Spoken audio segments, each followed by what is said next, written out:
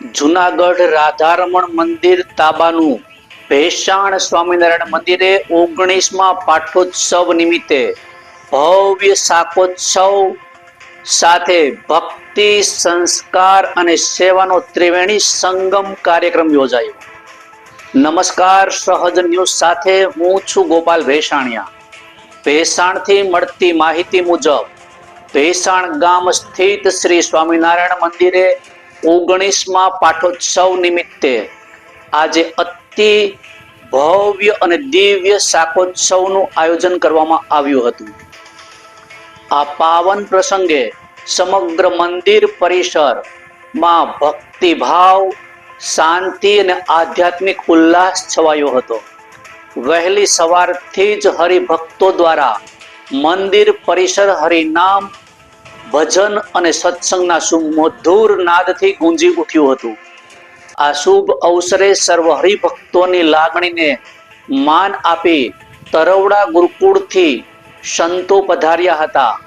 સંતોની પાવન ઉપસ્થિતિ ભક્તજનોને આશીર્વાદ આપતા જણાવ્યું કે ભગવાન સ્વામિનારાયણે સમાજને અંધશ્રદ્ધા, વહેમ, વ્યસન અને કુરિવાજોથી મુક્ત કરી સામાજિક, સાત્વિક, શિસ્તબદ્ધ અને સુસંસ્કૃત જીવન જીવવાની દિશા બતાવી છે.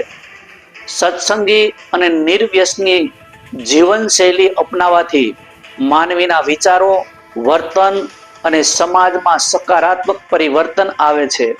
સંતોએ વિશેષ ભારપૂર્વક જણાવ્યું હતું કે આજના સમયમાં વ્યસનનો અજગર માનવ જીવનને ખોખલું કરી રહ્યા છે. તેથી સંતો અવિરત પ્રયત્ન કરે છે કે હરિભક્તો વ્યસન છોડીને ભગવાનને ગમતા થાય, મહારાજને ગમતા બને. તેમણે કહ્યું હતું કે જો વ્યસન ન જ કરવું હોય તો રોજ માળા કરવાનું વ્યસન કરો, નિયમિત મંદિરે જવાનું, ભજન કીર્તન અને સત્સંગમાં જવાનું વ્યસન કરો.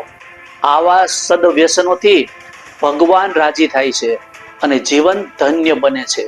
શાકોત્સવનું મહત્વ અને સામાજિક મહત્વ સમજાવતા સંતોએ જણાવ્યું હતું કે શાકોત્સવ માત્ર ભોજન પ્રસાદનો કાર્યક્રમ નથી, પરંતુ તે અહિંસા, સાત્વિકતા, સમાધાન અને સેવાનો જીવંત સંદેશ આપે છે.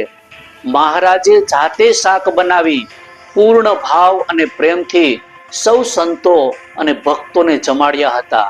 તે પરંપરા આજે પણ સંતો શાકોત્સવથી સર્વ હરિભક્તોને ભગવાન પ્રત્યે શ્રદ્ધા ભાવ વધારે છે. શાકાહાર મન અને શરીરને શુદ્ધ રાખે છે તથા આધ્યાત્મિક સાધનામાં સહાયક બને છે. શાકોત્સવના માધ્યમથી હરિભક્તોમાં એકતા અને સમભાવની ભાવના વિકસે છે. જ્યાં કોઈ ભેદભાવ વગર સૌ એક મહારાજના ભક્તો એક સાથે પંક્તિમાં બેસી પ્રસાદ ગ્રહણ કરે છે. આ પરંપરા સમાજને જોડતી કડી બની ગઈ છે અને સેવા ભાવને પ્રબળ બનાવે છે. સંતોએ વધુમાં જણાવ્યું હતું કે ભેસાણ ગામની ધરતી અતિ પવિત્ર ધરતી છે, જ્યાં અનેક વખત ગુણાતીતાનંદ સ્વામીજી પધાર્યા હતા. તેમની પાવન ચરણ રજથી આ ભૂમિ ધન્ય બની ગઈ છે. સંતોએ સર્વ હરિભક્તો પર ભગવાન સ્વામિનારાયણનો કાયમી રાજીપો રહે તેવી પ્રાર્થના સાથે આશીર્વાદ આપ્યા હતા. આ 19મા પાઠોત્સવ પ્રસંગે ભેસાણ ઉપરાંત આસપાસના અનેક ગામોમાંથી હરિભક્તો મોટી સંખ્યામાં ઉપસ્થિત રહ્યા હતા.